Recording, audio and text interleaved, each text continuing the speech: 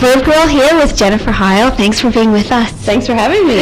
And we just want to hear a little bit about how you're involved with Smart Water and Plan Canada.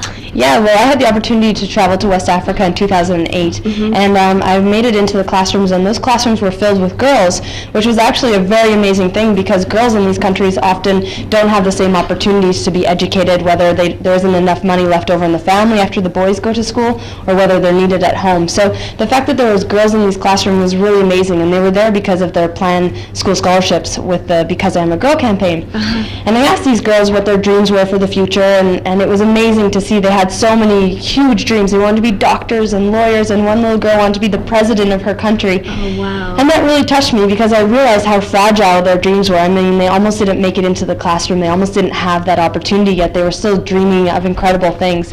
And one girl, she was 15 years old, told me that because of being in school, she has a chance to be a full citizen of tomorrow.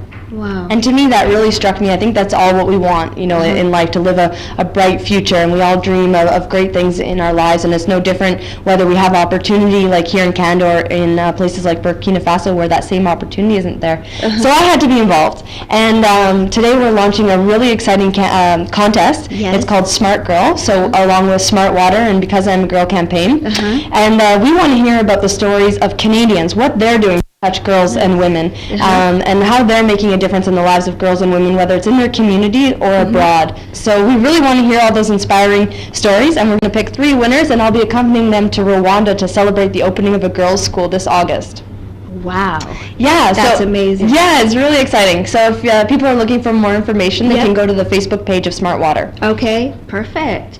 And we get a lot of teen girls on our site, and they want to get involved sometimes, but they don't know how to get involved in the community. Any tips that they might be able to follow to get more involved in the community? Yeah, for sure. I mean, if this is a campaign and if this is something that really speaks to them, then they can certainly go on the BecauseIamAGirl.ca website. There's a lot of ideas on what you can do, whether you start a girls' club in your school, you know, how you can engage your community. But I think the number one thing is to get involved, you know, and to figure out what you're passionate about. You know, it doesn't have to be this cause. It has to be something that you're passionate about, and you have to just roll up your sleeves and do what you can to make a difference. So no matter how big, how small, I think the key is just to getting involved. Okay. Well, thanks so much for being with us. Oh, thanks for having me. Okay, thanks.